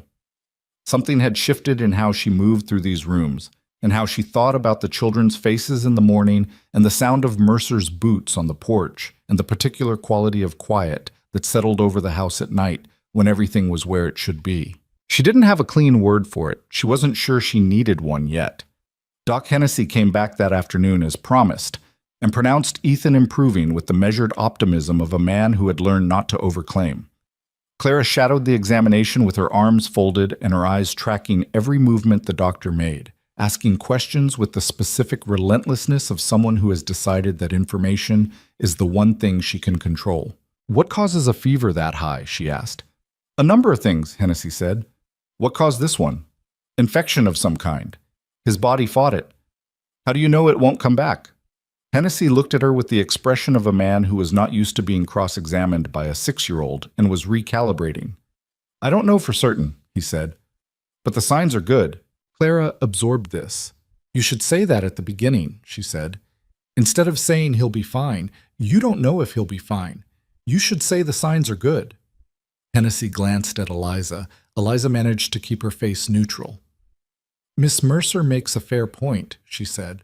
He looked at Clara for a moment longer with something that might have been reluctant respect. You're right, he said. The signs are good. He paused. Your mother used to say something similar, about being precise. Clara went very still. You knew her? I did. Hennessy closed his bag with careful hands. She was a woman who thought clearly, asked good questions. He stood up. It runs in the family, seems like. Clara said nothing, but she stood up straighter by about half an inch, in a way that was so small that only someone watching for it would have caught it. That evening, Mercer came in from the range at dark and went directly upstairs, and Eliza heard his low voice through the ceiling and Ethan's thin one answering it, and the sound of it moved through her in a way she wasn't ready to examine directly. She made soup instead, real soup with the last of the bone stock and whatever root vegetables were still good in the cellar, the kind of thing that was more work than the situation strictly required but felt necessary anyway. Clara appeared at the kitchen door. He's better, she said. He told Papa about the hawk. Good. A pause. Clara came into the kitchen and sat at the table in her usual spot and watched Eliza stir the pot. You were scared last night, she said. It wasn't quite a question. Yes, Eliza said. You didn't look it. I know. How do you do that? Eliza thought about it honestly. You picked the thing right in front of you, she said. The cloth, the water. The next thing after that? You don't think past the next thing because the thing past the next thing is too big and it'll stop you. She kept stirring. You think about that later, when it's over. Clara was quiet for a moment. Is that what my father does? I think so, yes. Is that what my mother did? The question landed carefully, the way Clara's harder questions always did. Eliza turned to look at her. The girl was sitting with her hands flat on the table, looking at the pot, her face doing its best at neutral and not entirely succeeding. I didn't know your mother, Eliza said. But from what I've heard about her, and from what I can see in you and Ethan, I think she was someone who knew how to stay present in hard moments. And that's exactly what you did last night. You sat with him, and you talked to him, and you didn't fall apart. Clara looked up. I wanted to, she said, very quietly. I know, Eliza said. That's what makes it count. The girl held her gaze for a moment, and something in her face shifted. Not breaking, nothing so dramatic as that, but releasing, like a door held shut by effort that had finally been allowed to swing slightly open. Then she looked back at the pot. The soup smells good, she said. It's going to take another 20 minutes. I'll set the table, Clara said, and got up and went to the cupboard, and that was that. Mercer came down while the soup was still cooking and stood in the kitchen doorway and looked at Clara, methodically setting out the bowls and Eliza at the stove, and his expression was the one she'd learned to recognize, the one that had no clean name, that lived somewhere between gratitude and something older and more complicated that he hadn't figured out how to address yet. He's asleep, he said. Real sleep, not the other kind. Good, she said. He said to tell you the signs are good. The corner of his mouth pulled. Apparently that's the correct thing to say. Clara, without turning around, said, It is. Mercer looked at his daughter's back, at the careful way she was placing the spoons. He looked at Eliza. She looked back at him, and the lamp between them threw its yellow light across the kitchen. And outside, the winter wind had started again its long, cold conversation with the walls. And it was late, and they were tired, and the house was still standing. She turned back to the stove. He sat down at the table. Clara put a spoon in front of him and then sat in her own chair, and they waited together for the soup to be ready. And none of them said anything, but the silence had a different quality than it used to. It had weight and warmth and shared memory, all the things that silence accumulates when people have been through something together and come out the other side still in the same room. 3 days later, Ethan came downstairs on his own and ate breakfast at the table, pale and thin-looking but entirely himself, demanding to know if the hawk had come back over the east pasture and whether anyone had checked on his stones while he was sick. Your stones are fine, Eliza said. You checked? I told Dietz to look in on them, she said. He stared at her. You told Dietz about my stones? He was very respectful about them. Ethan appeared to process this. Then he said, with the solemnity of a child making an official statement, I'm going to give you the dark red one, the storm-colored one. I want you to have it. Clara looked up from her plate. You love that one. I know, he said simply. That's why. The kitchen was very quiet for a moment. Eliza set down the serving spoon she was holding and looked at this small, serious boy who had been burning 3 days ago and was now offering her the best thing he had, and she did not trust her voice enough to speak right away. Mercer was looking at his coffee cup with the focused attention of a man who has found something interesting in the middle distance and has decided to study it very carefully. Thank you, Ethan, she said when she had her voice back. I'll keep it on the windowsill. The east window, where the morning light comes through. He nodded, satisfied, and went back to his eggs. The dark red stone sat on the east windowsill of her room, and every morning when the light came through the glass, it turned the color of something just before a storm, exactly as Ethan had said it would. She had not expected to still be looking at it in January. The 2-year indenture had felt, on the auction platform in October, like a sentence, something to be endured and survived and eventually escaped. She had signed the paper with her jaw set and her hands steady, and the cold calculation of a person who has decided to treat an unbearable situation as a practical problem. 2 years. That was the frame. That was the thing she would get through. She had stopped thinking in those terms sometime around December, and she hadn't noticed when it happened, which bothered her more than the fact of it. January at Mercer Ranch was a different animal than the autumn had been. The cold was not a condition anymore, but an environment. The world outside the house windows was white and gray and brown. The cattle required twice the work at half the efficiency.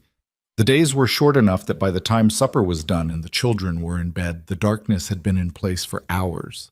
The hands, Cal and Dietz, moved through the ranch like men who had made a private peace with difficulty and expected nothing from the weather except more of the same. Mercer worked harder in January than she'd seen him work in any previous month, which was a significant statement given that she'd never seen him not working.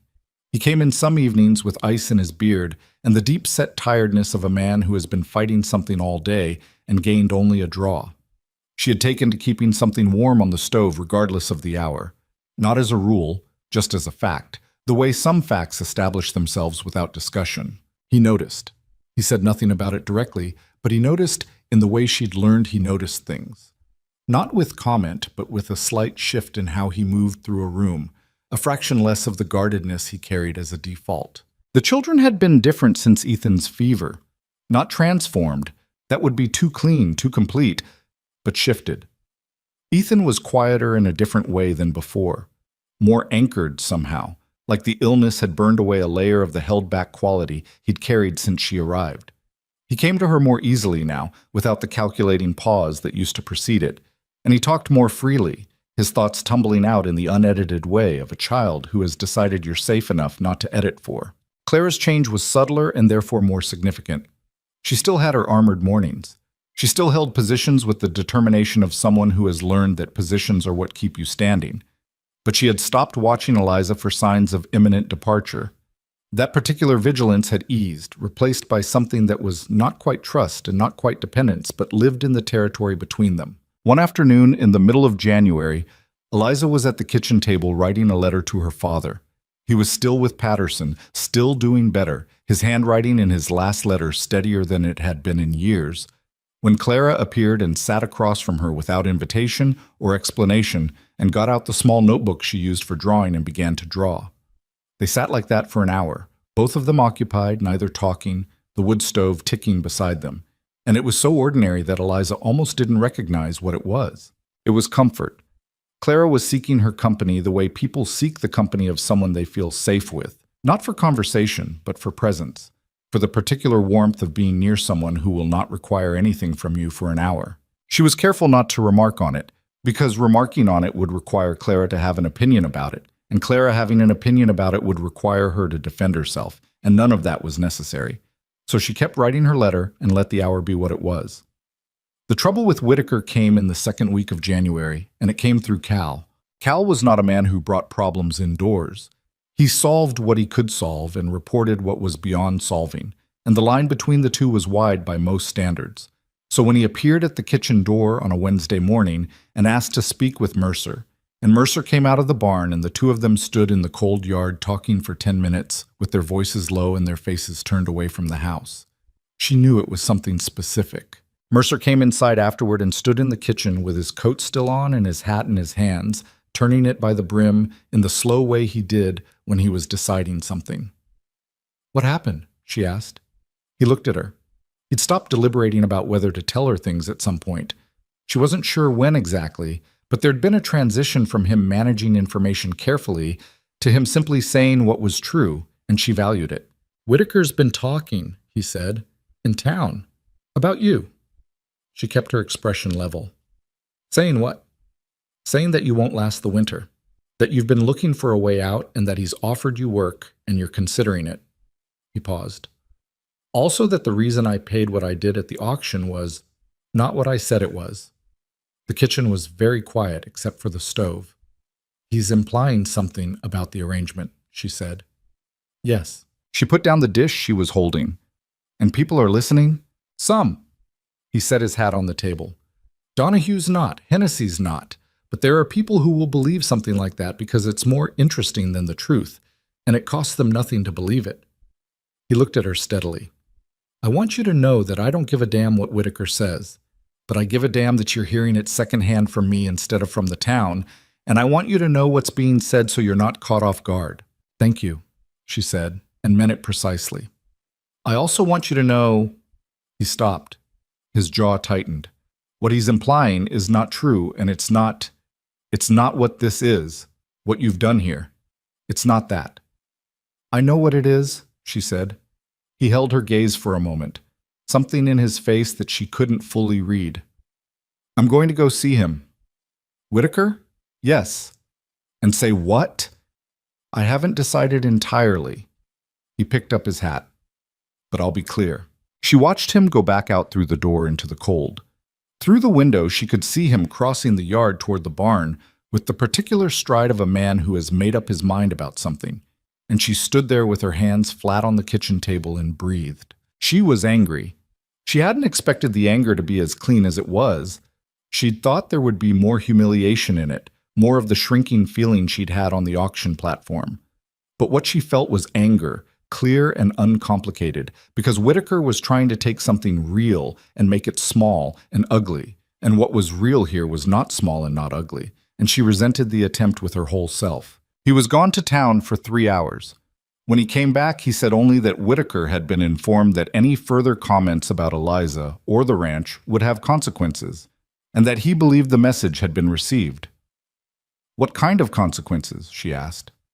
"The kind that a man like Whitaker calculates very carefully," he said. She didn't ask for more specifics. The way he said it was enough. That night, after the children were asleep, they sat in the parlor. It had become a thing they did. Increasingly, the parlor in the evenings, the fire, the habit of the same space at the same time.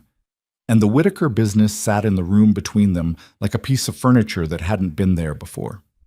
"Does it bother you," he said finally, "what people think?" "It bothers me what he's trying to do," she said. "Not what people think. People can think what they want. You said that before, in October." It was true then, too. She looked at the fire. "What bothers me is that it's a lie designed to make me worth less, to make what I'm doing here worth less." She paused, as if the only reason a woman would stay somewhere is because there's something improper happening. He was quiet for a moment. "As if it couldn't be a choice," he said. "As if it couldn't be a choice," she agreed. The fire settled. Outside, the wind was doing its usual work on the house. "Is it?" he said. She looked at him. "Is it what?" "A choice." He was looking at the fire, not at her. "You've been here 3 months. The arrangement. The terms were set. I know you've stayed because of the agreement, but I haven't asked you what you'd choose if the agreement weren't the thing determining it." He stopped. "That's not a clear question." "It's clear enough," she said. He looked at her then. The firelight made his face harder to read than usual, or maybe she was finding it harder to read because the conversation had moved into territory that changed what she was looking for in it. "I don't know yet," she said honestly. "I know that I'm not staying because I have to. I know that stopped being the reason somewhere around November." She held his gaze. "I know that this place and these children and—" She stopped, chose her next words. "I know that I'm not looking for the door the way I was in October." He was very still. "That's not the same as knowing what you'd choose." "No," she said. "It's not." He looked back at the fire. "I'm not going to ask you to make a decision that isn't ready to be made," he said. I don't want to push you towards something before you know what you actually want." He turned his hat in his hands. He'd brought it in with him, he always did. It was something to do with his hands when he was saying things he found difficult to say. "But I want you to know that what you've done here, what you are here, it's not nothing to me. It's not—" He pressed his lips together. "You saved my children last month. You have given them something back that I didn't know how to give them, and I didn't know anyone else could. And you've—" A long pause. "You've made this house something I want to come back to, and I hadn't—" He stopped. "I hadn't felt that in a while." The fire cracked. Somewhere upstairs, one of the children turned in their sleep. She looked at this man who had bought her at an auction because he didn't like the alternative, who had dusted a chest of drawers for a stranger, who had ridden 2 hours in the dark for a doctor and sat through the worst hours of his fear without letting it swallow him, who said hard things in flat voices and turned his hat in his hands when he meant them. "Wade," she said. He looked at her. "I know," she said. It wasn't a complete sentence, and it wasn't a decision, and it wasn't a declaration of anything specific, and he seemed to understand all of that because he nodded once, slowly, and looked back at the fire, and something in the room shifted in a way that was quiet and significant and didn't need any more words around it tonight. She went to bed an hour later and lay looking at the dark ceiling and thought about choices. A choice made under duress was not a choice, her mother had told her once, talking about something entirely different. A neighbor woman who'd married a man she'd been pressured into marrying. A choice made because you have nowhere else to go is not a choice either. A real choice requires that you have options, and you select from among them with full knowledge of what you're selecting. She had options now, in a way she hadn't in October. She had wages. Mercer had been paying her above what the agreement required, as he'd promised, and she had been saving carefully. Not enough to go far, but enough to go somewhere. She had 3 months of demonstrated competence that Hennessy and Donahue and Bess Coulter and several others in the county could speak to. She was not without resources. She was not standing on a platform anymore, which meant that if she stayed, when she stayed, it would be a choice, an actual one, with the full weight and consequence that real choices carried. She was not quite ready to make it yet, but she was closer than she'd been yesterday. February arrived with a storm that pinned them inside for 4 days straight, the kind of Wyoming blizzard that was less a weather event than an argument the land was having with the sky, sustained and absolute. The ranch hands were in the bunkhouse. The cattle were in whatever shelter the land provided, and there was nothing to be done about the ones that weren't. Mercer walked the perimeter of the near buildings twice a day regardless, came in with snow in his eyebrows and his coat stiff with cold, and ate whatever was put in front of him without comment. The four of them were together more continuously in those 4 days than they had been at any previous point, which was clarifying in the way that sustained close contact is always clarifying. It reveals who people actually are when there's nowhere to put on a performance. What it revealed, mostly, was ordinary. Ethan and Clara fought about a board game for 2 hours on the second day until Eliza separated them and gave them separate activities in separate rooms, and both of them sulked for 20 minutes and then drifted back together because boredom was worse than the fight. Mercer burned a pan of something she'd left him in charge of while she was dealing with the children, and when she came back to the kitchen there was smoke and a ruined pan, and he was looking at it with an expression of pure male culpability that made her laugh, actually laugh, the sudden kind that catches you off guard. He looked at her laughing, and something happened in his face that wasn't quite a smile, but was that architecture again, the near miss of it. And then she stopped laughing because the room felt different for a moment. On the third day of the storm, Clara asked, with the precision of someone who had been holding the question for a while, "Are you going to stay?" Eliza was mending. It was what she did when the weather was bad and the cabin fever was building. Something with her hands, something that required just enough attention to be meditative. "What makes you ask that now?" she said. "Because we're stuck inside, and I've been thinking," Clara said. "And I want to know." "What does Ethan say?" "Ethan says yes, but Ethan thinks everyone he likes is going to stay." Clara's voice was carefully flat. "He thought Mrs. Fowler was going to stay, and she left in 4 days. 3, Eliza said. 4. Ethan said 3. "Ethan is wrong," Clara said. "She was here for breakfast on the 4th day. I remember because she made porridge, and it was terrible." Eliza put down the mending. She looked at this child who had been measuring people for reliability since she was 4 years old, who had developed a system of assessment more rigorous than most adults managed, who was asking a direct question because she was tired of not knowing the answer and had decided the risk of asking was worth it. "I don't want to tell you something I'm not certain of," she said. "You deserve better than that." Clara's face stayed very still. "So you don't know. I know that I'm not planning to leave. I know that every week I've been here I've wanted to leave less. I know that you and your brother matter to me in a way that is," she searched for the honest word, "real. Not arrangement real. Actually real. But. There's no but." She held Clara's gaze. "That's the whole thing." Clara looked at her for a long moment with those measuring eyes. "Mrs. Adler said she cared about us too," she said. "On the first day." "I know. You didn't say it on the first day." "No. You said it now, on the—" Clara counted. 93rd day. Eliza stared at her. "You've been counting." "I count things," Clara said with simple dignity. "Ethan has his stones. I count things." 93 days, Eliza said, half to herself. 93 days and you still burn the porridge twice, and you argue with Papa about the account books. And you made Dietz feel bad about the fence repair, even though it wasn't his fault, and you cried once in your room and thought nobody heard. Clara delivered this inventory without judgment, just as information. "You're not perfect." "No," Eliza agreed. "I'm not." "Good," Clara said. "Perfect people leave. They can't stand it when things are hard." She picked up her notebook. "I think you'll stay." She went back to her drawing, and the storm pressed against the windows, and Eliza sat with her mending in her lap, and the unexpected weight of being known pressing gently on her chest. That evening, when the children were in bed and the house was quiet, and the storm had dropped from howling to a steady moan.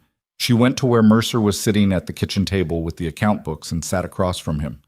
"Clara counted," she said. He looked up. "Counted what?" "Days. She's been counting the days I've been here. She knows today is 93. He looked at her with an expression she was learning to read as his version of something that other men would show more completely on their faces. "That sounds like Clara," he said. "She also cataloged my failures, specifically." Eliza listed them. The porridge, the account book arguments, the thing with Dietz that she'd handled wrong and knew she'd handled wrong, the crying she hadn't thought anyone had heard.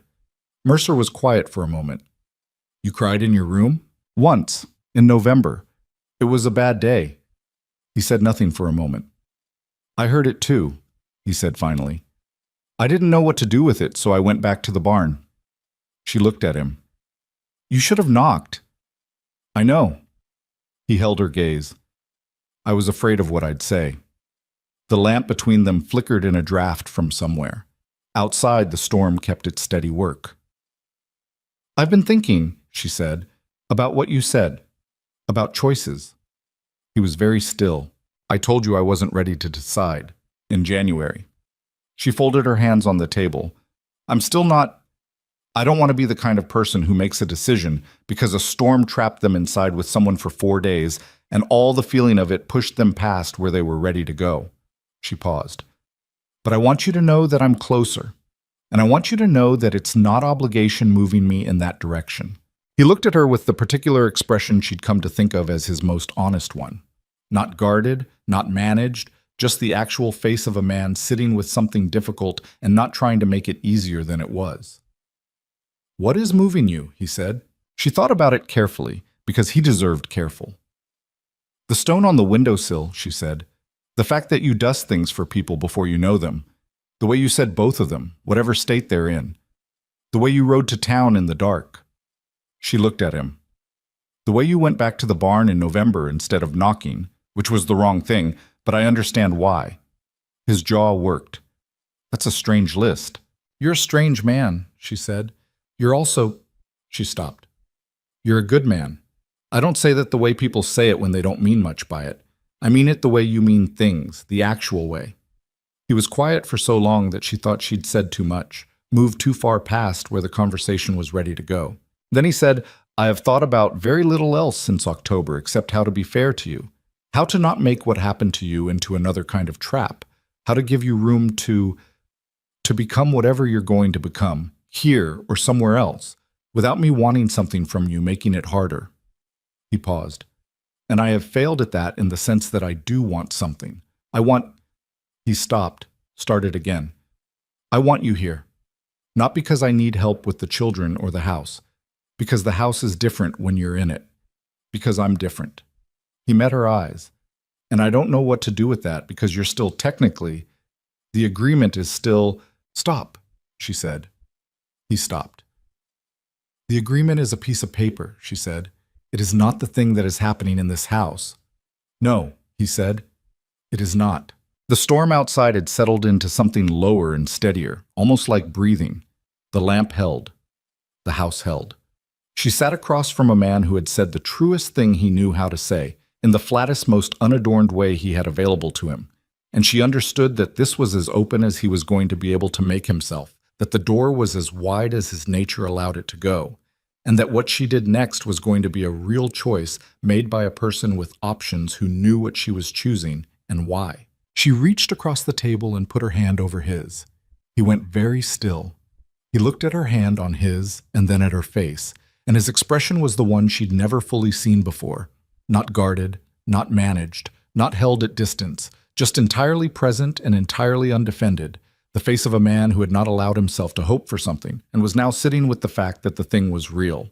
"I'm not deciding tonight," she said. "I told you that, but I want you to know what direction I'm facing." His hand turned under hers and held it. His grip was careful, like something he might break if he wasn't precise about how he held it. "All right," he said. "When I decide," she said, "it will be because I want to.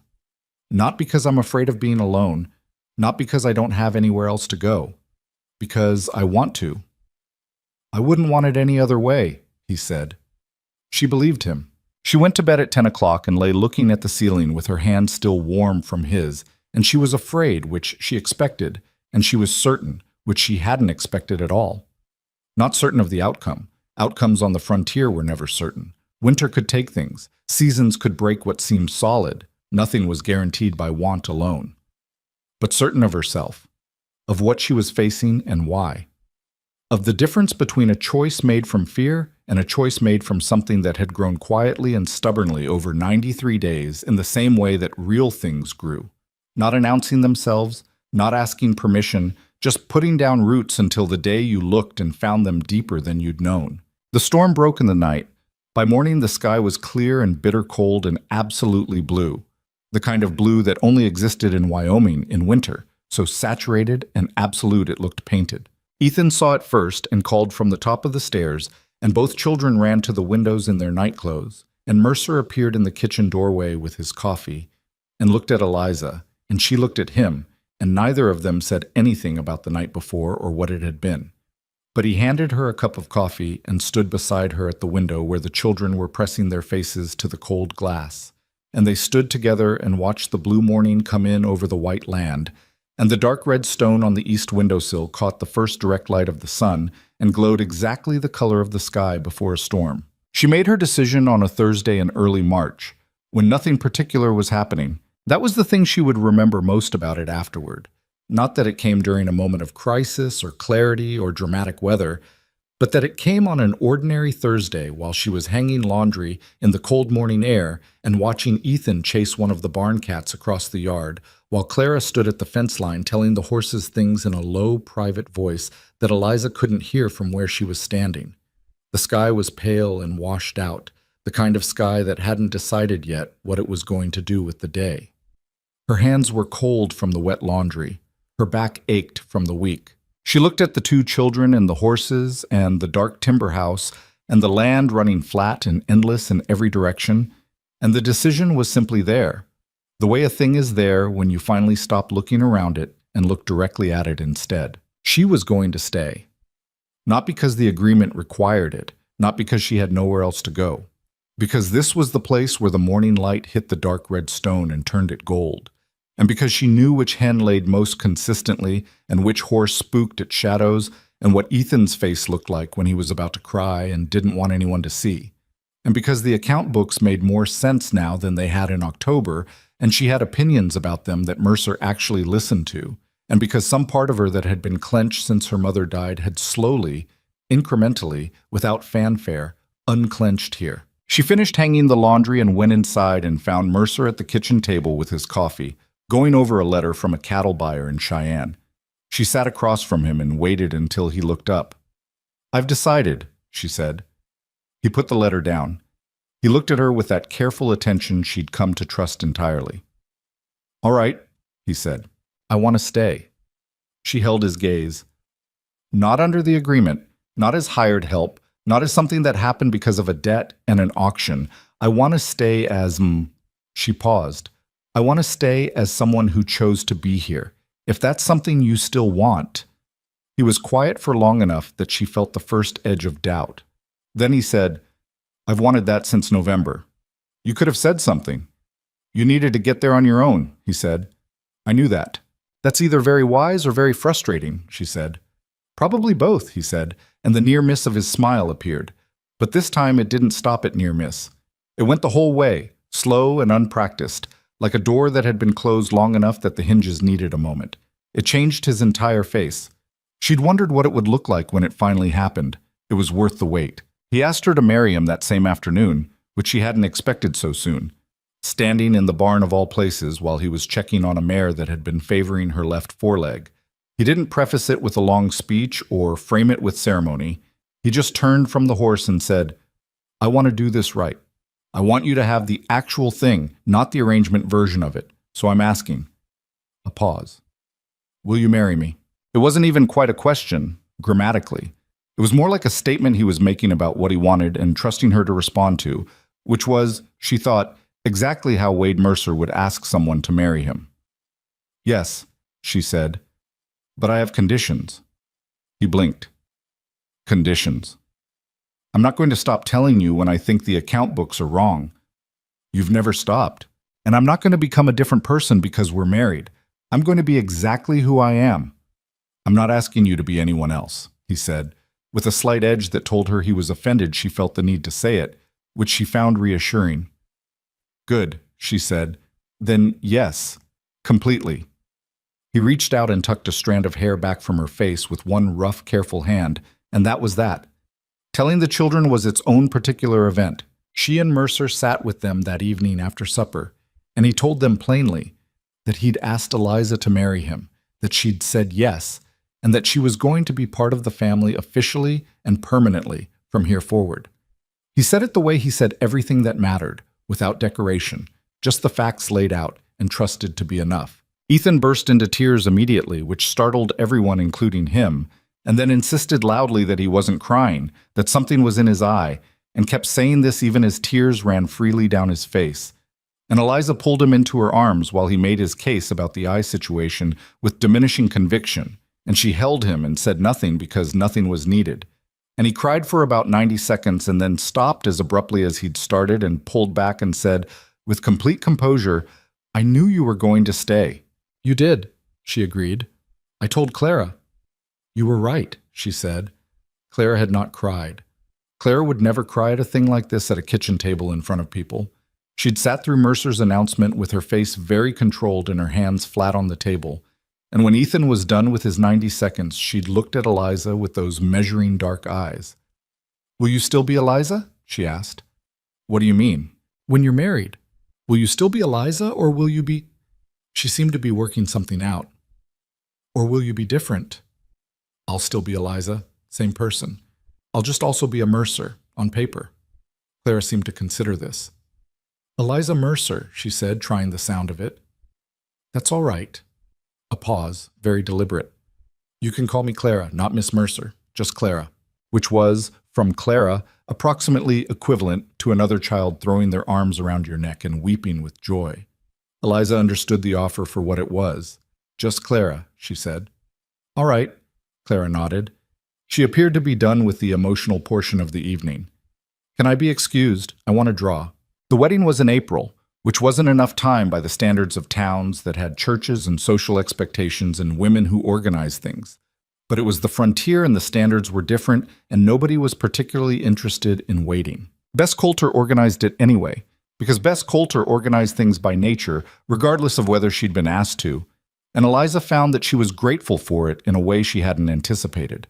She'd told herself she didn't need anything formal, that the decision was the thing, and the ceremony was just paperwork with witnesses, and then Bess had appeared one afternoon with practical opinions about the small things: flowers, a decent meal afterward, which of the neighboring families should be invited. And Eliza had sat at the kitchen table and felt something loosen in her chest, the specific release of someone who has been holding everything together for so long they'd forgotten they were allowed to be held together by someone else for a moment. "You've been managing everything since you got here," Bess told her, not unkindly. "Let someone else manage this." "I'm not good at that," Eliza said. "I know. Practice." Her father came. That was the thing she hadn't been certain of until 2 weeks before, when Patterson sent word that Thomas Hartwell was well enough to travel and that Patterson himself would drive him out in his wagon as a personal favor, which said something about the kind of man Patterson was. He arrived on a Thursday afternoon looking better than she'd seen him in 2 years, thinner than he should have been, and the cough was still there, lower and less constant, but his eyes were clearer and his back was straighter, and when he climbed down from Patterson's wagon and saw her on the porch, he stood for a moment looking at her the way a person looks at something they were afraid they'd damaged beyond repair and had since found mostly intact. She went down the steps and held him for a long time. "You look well," he said into her hair. "You look more than well." "So do you," she said, which was only partly true but was true enough. He met Mercer in the yard, and the two of them shook hands, and whatever calibration had needed to happen between them seemed to happen in the first 30 seconds of that handshake. Some mutual assessment conducted without words that left both men seeming satisfied. Her father looked at Mercer for a moment afterward and said, "You kept your word." "I tried to," Mercer said. "More than tried," her father said. "I can see it." Mercer didn't say anything to that, but he met the older man's eyes, and that was its own kind of answer. The children took to Thomas Hartwell with a speed that surprised Eliza. Ethan, in particular, followed him around for the first 2 days like a small, determined shadow, asking questions about everything: where he'd been born, what his farm had been like, whether he'd ever seen a mountain, whether he knew how to whittle. Her father answered every question with the patience of a man who found being needed by a child exactly as restorative as it apparently was. And by the second evening, they were sitting on the porch in the cold, with a piece of wood between them, and Ethan learning the beginning of something with a knife he wasn't quite old enough for, but was being supervised on extremely carefully. Clara observed this from a distance for a full day before she approached, which was Clara's method: study, assess, then engage on her own terms. She came to Thomas Hartwell on the second morning and stood in front of him and said, without preamble, "Did you teach her?" He looked at her. "Teach Eliza what?" "How to stay," Clara said. "When things are hard, she stays. Did you teach her that?" Thomas was quiet for a moment, and Eliza, who was pretending to be very busy with something at the kitchen window, watched his face do several things before it settled into something honest. "I think her mother taught her that," he said. "I mostly taught her what not to do the last few years, which might have been its own kind of lesson." He looked at Clara. "Why?" "I want to know where it comes from," Clara said, "so I know if I have it." Thomas Hartwell looked at this 6-year-old who had been measuring people for reliability since before she was old enough to articulate why. And he said, "You've been staying too, through things that would have broken a lot of people. I'd say you have it." Clara considered this. "You're her father," she said. "You're supposed to say good things about the people connected to her." "I'm also too old to bother lying about things that don't need lying about," he said. She seemed to accept this. She sat down next to him on the porch steps and watched Ethan chase the barn cat, and Thomas Hartwell sat beside her and watched too, and they stayed like that in a surprisingly companionable silence until Eliza called them in for lunch. The wedding was on a Saturday, in the yard behind the house, because the parlor was too small for everyone, and the barn smelled too much like a barn, and the day turned out cold but clear, the sky that deep absolute blue that Wyoming sometimes produced, as if apologizing for everything else it put you through. Donahue came, and Hennessy, and Bess Coulter, and Patterson, and Cal and Dietz, who cleaned up considerably for the occasion and stood together slightly apart from the others, with the particular awkwardness of working men in social situations, and 4 neighboring families who had, over the course of the winter, arrived at their own conclusions about Eliza Hartwell and what she meant to the Mercer household. Justice Alderman, who rode a circuit through 3 counties and had the weathered neutrality of a man who had officiated at every variety of human occasion the frontier produced, stood in front of them with his coat buttoned against the cold and said the necessary words in the practical, straightforward manner that suited everyone present. She had not expected to be nervous. She was nervous. Not about the decision. The decision was made and solid, and she had no doubt about it. She was nervous the way you're nervous before something real happens. The particular alertness of a moment you know you're going to carry for the rest of your life and don't want to get wrong. She wore the blue cotton dress her mother had made. It was not a wedding dress by any standard measure. It was a good dress, a saved dress, the dress she'd worn on the auction platform, and worn again the first morning she'd cooked breakfast in Mercer's kitchen, and worn on a dozen occasions since.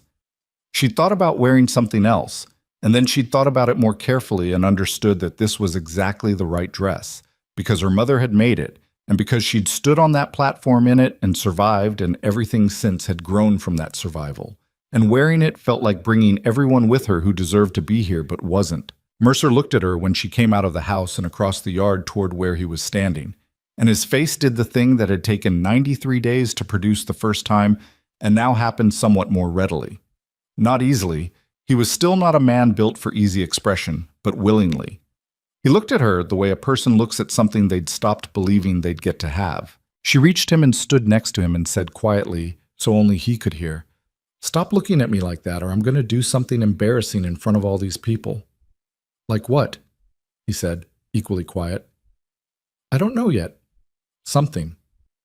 The corner of his mouth moved. "I'll try to look more neutral. Please." He didn't, particularly. The ceremony was short. The words were plain.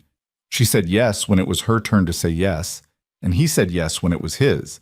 and Justice Alderman announced them married with the matter-of-fact efficiency of a man who had a long ride ahead of him and appreciated brevity, and the assembled people of Caldwell Creek County made the sounds that people make at weddings, and Ethan threw himself at both of them simultaneously in a way that nearly knocked Mercer sideways, and Clara, standing slightly to the left, allowed her father to put his arm around her and stood there in the circle of it with her face tilted toward the sky for a moment, before she composed herself and reached across and took Eliza's hand.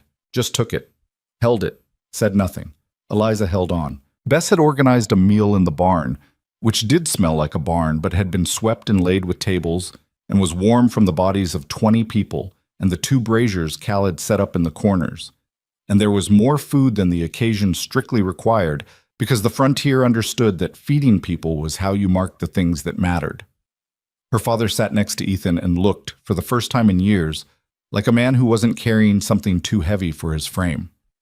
Cal and Dietz turned out to be surprisingly good company once the formality of the ceremony was behind them, and Dietz told a story about a horse and a fence post that shouldn't have been as funny as it was. Mercer sat beside her for most of it, occasionally called away into someone's conversation, and returning with the slight relief of a man who finds large social gatherings technically manageable, but personally draining. The third time he came back, he refilled her coffee without asking and sat down and said, under the noise of the room, "You all right?" "Yes," she said. "Are you?" "Getting there," he said. "That's honest." "I've had some practice," he said, and she knew he meant from her, from the winter of being asked to say true things plainly, and she felt the warmth of it settle in her chest. She looked out over the table. Her father's face, Clara's dark head, bent over something she'd brought to draw on because Clara brought something to draw on everywhere. Ethan, mid-story, with his hands already in the air gesturing at something. Bess managing the food with the focused competence of someone who had found her highest purpose. The neighboring families talking with the volume of people who don't see each other often enough. Cal nodding seriously at something Hennessy was saying, and she thought about the girl who had stood on a platform in October with her best dress on and her jaw set, and her eyes fixed on a broken sign above a general store. That girl had been surviving. That was the honest word for it. She had been doing the calculations of survival, measuring exits, preserving herself for a future she hadn't been able to picture yet, but had refused to stop believing existed. She had not been wrong to do that. Survival was not a small thing. Survival was sometimes the only honest response to what the world put in front of you, and there was no shame in it, no poverty of spirit. You held on with both hands, and you did not let go, and that was enough. That was exactly enough. Until the day it wasn't all that was required of you anymore. But she was not surviving now. She was something past surviving, standing in a barn on a cold, clear April day with cold coffee and her mother's dress, and 20 people who had made room for her in their understanding of what this place and this family were. She was not the sum of a debt, or the product of a desperate transaction, or the inevitable departure that everyone had predicted. She was Eliza Mercer on a ranch she knew the way she knew her own hands, with 2 children who had taught her more about courage than any adult ever had, and a man beside her who said hard things in flat voices and meant every one of them. The thing people didn't tell you, the thing Eliza understood now that she wouldn't have understood in October or even December, was that belonging didn't arrive like weather, sudden and total, changing everything at once. It built the way the ranch had built, the way everything on the frontier built, slowly, under difficulty, with setbacks and imperfect materials and days when you couldn't see the progress because you were too tired to look for it. You didn't one day simply belong to a place and its people.